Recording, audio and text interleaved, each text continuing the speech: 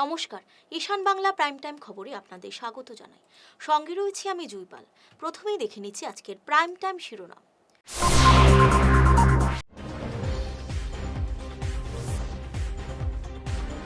উঁচু ফোনের টাওয়ার থেকে উদ্ধার সকাল থেকে দাঁড়িয়ে থাকা দুই শিশু।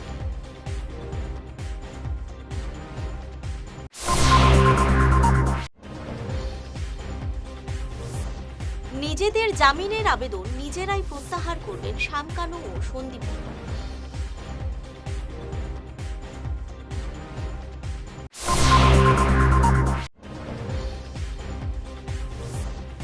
আগে নিজেরা প্রার্থী করে তারপরে মিত্র দলের সঙ্গে কথা বললেন গৌরব গগৈ।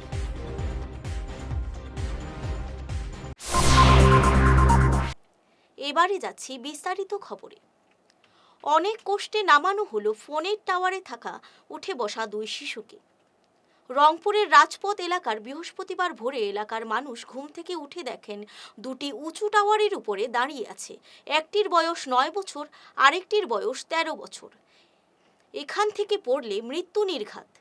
অনেক চেষ্টা করে পুলিশ ও উদ্ধারকারী দল শিশু দুটিকে উদ্ধার করে। বাচ্চা দুটিকে বারবার নিচে নামতে অনুরোধ করার পরের তারা নামতে চায়নি। এতে আতঙ্কিত হয়ে পড়েন প্রত্যক্ষদর্শীরা। আচ্ছা, টাওয়ারের উপরে উঠে গেছিল, ঠিক আছে। তারপরে এখন আমি রেস্কিউ টিমে নিয়ে রেস্কিউ করলাম। ওইটাই খবর। আমি 9:30 ওনার কল করেছিল। হ্যাঁ, সকালবেলা ছোট ছেলে, একটা 9 বছর, একটা 13 বছরে, দুটো বাচ্চা ওই এয়ারটেলের টাওয়ারে সিঁড়ি দিয়ে করতে করতে একবারে টপে চলে গেছে। তারপরে লোকাল লোকরা আমাকে জানিয়েছেন। তারপরে আমি ওই সঙ্গে সঙ্গে এসপিকে জানানো হয়েছে। তারপরে এনডিআরএফ পার্টি এসছে। আসার পরে ওনারা বিভিন্ন প্রসেস করে, প্লাস এসপি অফিস থেকে মুভমেন্ট নিয়েছেন এসপি, এবং টোটাল টিম আসার পর এইমাত্র জাস্ট ওদেরকে রেস্কিউ করা হয়েছে। বাচ্চা দুটো টেম্পোরারি মানে মেন্টালি হয়ে গেছে, মেডিকেলে নিয়ে গেছে স্বাস্থ্য পরীক্ষার জন্য। আর এটা আমি এখানে দেখেছি এয়ারটেলের তাদের সেফটি জোন যেটা থাকা দরকার এটা নেই, যার ফলস্বরূপ এখানে এসে বিকেলবেলা আড্ডাও বসায়, ড্রাগস সেবন হয়। আর রংপুরের এই এলাকাটা বেশ অনেক দিন ধরে আমি কমপ্লেন পাচ্ছিলাম। এখানে স্থানীয় আমাদের মহিলা শিক্ষা পোদ্দার ওনারা আমাকে জানিয়েছেন এটা এখানে রিসেন্টলি আবার চুরিও হয়েছিল, ওনাদেরই প্রপার্টি চুরি হয়েছে। প্রায়ই এগুলো বাড়ি ঘরে চুরি হয়। এই ড্রাগসের প্রবণতা এত বাড়ার কারণে এটা হচ্ছে। আমার সরকার চেষ্টা নিচ্ছে ঠিকই, কিন্তু এই প্রোটেকশনটা ওনাদেরকে দেওয়ার জন্য আমি রিকোয়েস্ট করেছি ওনারা যাতে এটা করে। এখানে আমি গেলাম মতো ভিড় খেতে, আমি এখানে আইসি আমার দেওয়ারের ঘরে, হঠাৎ দিলাম মতো ভিড় হইলো। ইরম বলে বাচ্চাটা উঠে রয়েছে সকাল থেকে। দেখো একজনে হয় প্রায়ই উঠে, প্রায়ই টাওয়ারের উপরে উঠতো হেনে বাচ্চা। এটা কি ধরনের সিস্টেম? আর মানুষ এইটা দেখে না প্রায়ই যে উঠে খান চাপাতারে দইরা দিত, যে এরিয়া এটা কাজ করতেছে এটা সব ওয়াল দিয়া বালা হলে রেস্ট্রিকশন রাখতো। এটা হ্যাঁ না, ওয়াল তো অতদিন তো খোলা আসলো, ওখানে টিন দেখি টাওয়ারের মধ্যে প্রায় উঠতো না। প্রায় সময় আমি আমার দেওয়ারে ঘরে আইলে রাত্রেবেলা দেখি কেন কয়েকটা ফুলাফান গুট গুট করে, বুঝি না। এটা প্রায় সময় আমি দেখি রাত্রিবেলা যখন আয় তারার গড় প্রায় সময় হঠাৎ ডরাই যায় কি তার কেন কয়েকটা ফুলাফান অন্ধহার বোঝা যায় না, বড় ছোট অনেক ফুলাফান। এইখানে এখানে এরকম হইতো। এই কত বড় রিক্স হয়েছে, সারা দুনিয়ায় জমি গেছে, এটা কি দরকার? হ্যাঁ, এটা তো লাইনে হইতো না, প্রায় আবার উঠে যেত ওখানে বাচ্চা এটা এইরকম। আজ জামিনের আবেদন প্রত্যাহার করলেন জুবিন কাণ্ডের অভিযুক্ত শামকানু ও সন্দীপন। আজ অভিযুক্তদের জামিনের আবেদনের উপর শুনানি হয়, কিন্তু শামকানু ও সন্দীপন আবেদন প্রত্যাহার করেন। বাকি যে 3 অভিযুক্ত অমৃতপ্রভা মহন্ত, পরেশ বৈশ্য ও নন্দেশ্বর বরার জামিনের আবেদন বাতিল হয়েছে, জানালেন জুবিনের স্ত্রী গরিমা গগৈ। নিজের দলের মধ্যে প্রার্থী বাছাই করার পরে মিত্র দলের সঙ্গে আলোচনা হবে বলে জানালেন প্রদেশ কংগ্রেস সভাপতি গৌরব গগৈ। তিনি বলেন 126টি আসনের জন্য 750 জন প্রত্যাশী রয়েছেন। কংগ্রেস 100টি আসনে প্রতিদ্বন্দ্বিতা করবে বলে জানান তিনি। এবারে খবরে নিচ্ছি সামান্য বিরতি। আপনার হাসিকে আরও উজ্জ্বল এবং সুন্দর করতে বরাক উপত্যকায় এখন সবচেয়ে উন্নত dental care SR dental studio. আমরা নিয়ে এসেছি সম্পূর্ণ ডিজিটাল ডেন্টাল ইকোসিস্টেম। আমাদের পরিষেবা একাধারে অ্যাডভান্সড, অ্যাকিউরেটেড এবং অ্যাসিওর্ড। আর আপনার জন্য রয়েছে একটি বিশেষ সুযোগ। আগামী 31 জানুয়ারি পর্যন্ত আমাদের স্টুডিওতে দাঁতের চেক আপ করানো যাবে সম্পূর্ণ বিনামূল্যে। তাই দেরি না করে আজই চলে আসুন। আমাদের ঠিকানা শিলচর আঙ্গিরখাড়ি পয়েন্ট, SR মেট্রোর উপরতলায়। বিস্তারিত জানতে ফোন করুন 8638246619 নম্বরে। SR ডেন্টাল স্টুডিও, আধুনিক হাসির নয়া ঠিকানা। ঈশান বাংলা নিউজের বিশাল দর্শক ভিত্তির সঙ্গে যুক্ত হয়ে তাৎক্ষণিক পৌঁছে যান হাজার হাজার গ্রাহকের কাছে। কেবল টিভি, ইউটিউব এবং সোশ্যাল মিডিয়ায় একযুগে আপনার ব্যবসার ব্যাপক প্রচার। শক্তিশালী বিজ্ঞাপন দিন, আকর্ষণীয় ভিডিও তৈরি করুন, আর সবাইকে জানিয়ে দিন আপনার উপস্থিতি আবশ্যক। নম্বর 1 ঈশান বাংলা নিউজ, যেখানে খবরের বিশ্বস্ততা আপনার প্রচারের শক্তি। সোনাই আসনে কংগ্রেস টিকিটের জন্য আবেদন জানালেন প্রাক্তন জেলা বন আধিকারিক মুজিবুর রহমান। তিনি বলেন, তিনি চিরদিন কংগ্রেসের হয়ে কাজ করেছেন, কিন্তু ইদানিং অন্য দলে থেকে এসে অনেকে টিকিট চাইছেন।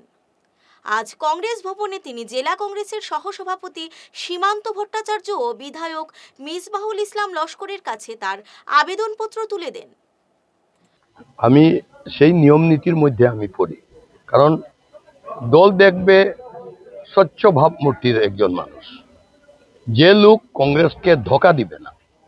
অনেক লোক আমাদের কংগ্রেস পার্টি থেকে জয়যুক্ত হয়ে অন্য পার্টিকে সাপোর্ট করেছে, কংগ্রেস পার্টিকে একটা সল থেকে ফালাইয়া, একটা অসুবিধার মধ্যে ফালাইয়া।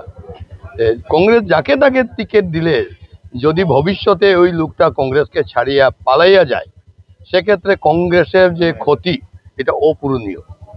আবার আমি যে সামাজিক কাজকর্মে যে আমি নিজেকে নিয়োজিত করে রেখেছি, আপনি দেখেন আজকে আমার সঙ্গে যারা এসেছেন, আপনারা কেউ বলতে পারবেন না আমি উনাদেরকে ডেকে এনেছি। স্বতঃস্ফূর্তভাবে উনারা নিজের থেকে নিজে, তার মধ্যেও আজকে বিশেষ অসুবিধার কারণে কিছু 10-5টা গাড়ি আসতে পারে নাই, মানে 50টা মানুষ আরো আসতে পারে নাই। আমি এই যে জনসমর্থন, আপনার লার্জার যে 119 নম্বর সোনাই কনস্টিটুয়েন্সি থেকে আমি টিকেটের দাবিদার, এই যে লার্জার বৃহত্তর যে সোনাইয়ের জনগণ, আমি যেখানেও গেছি সবার একটা মায়া মমতা আমি পেয়েছি। সবাই আমার প্রতি একটা আস্থা প্রকাশ করেছেন। সেই আস্থার উপরে নির্ভর করে পার্টি হাইকমান্ড বিভিন্ন পর্যায়ে আমাদের যে টিকিট প্রত্যাশীর যে কাগজপত্র যাচাই করবে, এবং জনগণে এখন বিভিন্ন সার্ভে চলছে, বিভিন্ন সার্ভে থেকেও যে রেজাল্ট পাবে, আমি মনে করি সার্ভেগুলাতেও আমার নাম সবার আগে গেছে, এবং সেই প্রক্রিয়ার মধ্যে আমি কংগ্রেস টিকেটের, ইন্ডিয়ান ন্যাশনাল কংগ্রেস টিকেটের আমি অধিকারী বলে মনে করি। সোনাইয়ে অগপর টিকিট চেয়ে আবেদন জানালেন আব্দুল কাইয়ুম মজুমদার। আজ তিনি তার বায়োডাটা জমা দেন। দলের কেন্দ্রীয় কমিটির সাধারণ সম্পাদক বিমলেন্দু সিংয়ের কাছে তিনি আবেদন জমা দেন। তিনি জানান, সোনার ভূমিপুত্র হিসেবে তিনি দাবি পেশ করেন টিকিটের জন্য। টিকিট পাওয়ার ব্যাপারে তিনি আশাবাদী বলে জানান। আসসালামু আলাইকুম, নমস্কার। আমি আব্দুল কাইয়ুম মজুমদার, অসম গণপরিষদ দলের সংখ্যালঘু পরিষদের কেন্দ্রীয় কমিটির সাংগঠনিক সম্পাদক। যেহেতু আগামী 2026-এ বিধানসভা নির্বাচন, উক্ত নির্বাচনে আমাদের দল অগপ দল মিত্রজোটের মাধ্যমে নির্বাচন টিকিট প্রদান করবে।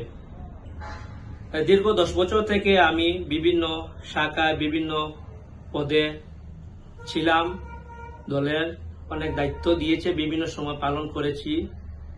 তাই আমাদের সোনাইবাসীর বৃহৎ অংশ জনগণের দাবিতে আমি আমাদের দলের কেন্দ্রীয় কমিটির সাংগঠনিক সম্পাদক তথা বরাকের পর্যবেক্ষক দলীয় বিমলেন্দু সিং মহাশয় কাছে আমি আবেদন দিয়ে এসেছি। তিনিও আমাকে আশা দিয়েছেন যে টিকিট পাওয়ার ক্ষেত্রে দলীয় উচ্চ পর্যায়ে নেতৃত্বের সঙ্গে আলাপ আলোচনা করবেন। দুর্নীতিমুক্ত সোনাই গড়ার ক্ষেত্রে এইবার সোনাইবাসী এজিপি দলের পূর্ণ সমর্থন রয়েছে। আশা রাখি যেহেতু আমি নির্বাচনে এজিপি টিকিট নিয়ে অবতীর্ণ হব এবং জয়যুক্ত হব, আপনাদের সবাইকে আমার দোয়া আশীর্বাদ রাখবেন যেহেতু যে আমি টিকিটটা পাই এবং আপনাদের সেবায় সুযোগ দান দিয়ে। ধন্যবাদ। কাটিগড়ায় নির্বাচনী প্রক্রিয়ার স্বচ্ছতা নিশ্চিত করতে কিছু গুরুত্বপূর্ণ পদক্ষেপ নিলেন কংগ্রেস মনোনয়ন প্রত্যাশী এমাদুর রহমান চৌধুরী। তিনি ফর্ম ৭ নিয়ে বিস্তারিত জানতে চেয়ে আরটিআই করেন। তিনি বলেন, ফর্ম ৭-এর অবৈধ প্রয়োগ করে সংখ্যালঘুদের নাম ভোটার তালিকা থেকে কাটার ষড়যন্ত্র করা হচ্ছে। আজকে আমরা কাটিগড়া সার্কেল অফিসে এসে ইদানিং আসাম রাজ্যে এসআর প্রক্রিয়া এবং ফর্ম 7-এর আড়ালে যেভাবে বৈধ ভারতীয় নাগরিকদের নাম কর্তনের যে একটা অপপ্রয়াস, এটা কিছু দুষ্কৃতিকারী চালাচ্ছে, সেটার পরিপ্রেক্ষিতে আমরা আজকে সার্কেল অফিসার,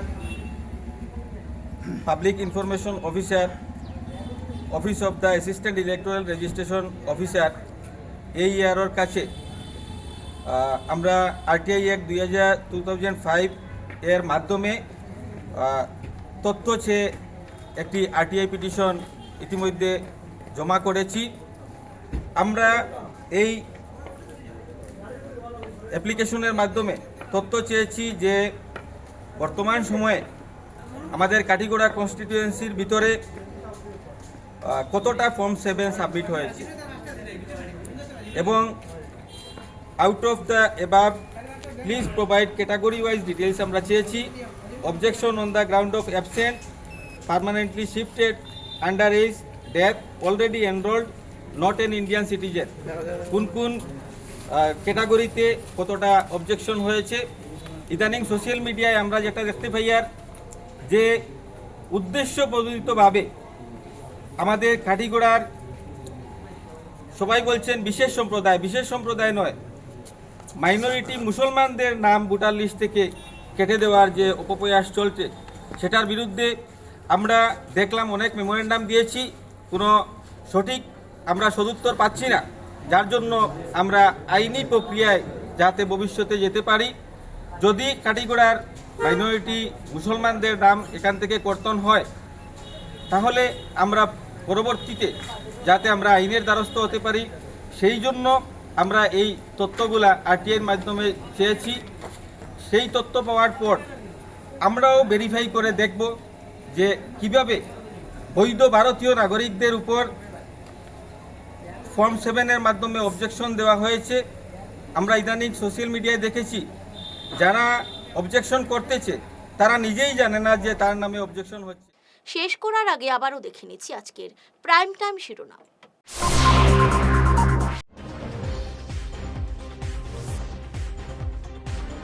উঁচু ফোনের টাওয়ার থেকে উদ্ধার সকাল থেকে দাঁড়িয়ে থাকা 2 শিশু।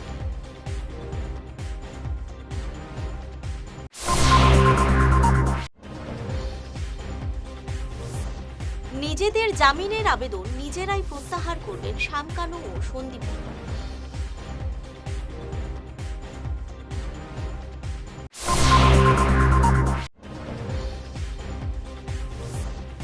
আগে নিজেরা প্রার্থী করে তারপরে মিত্র দলের সঙ্গে কথা বললেন গৌরব গগৈ।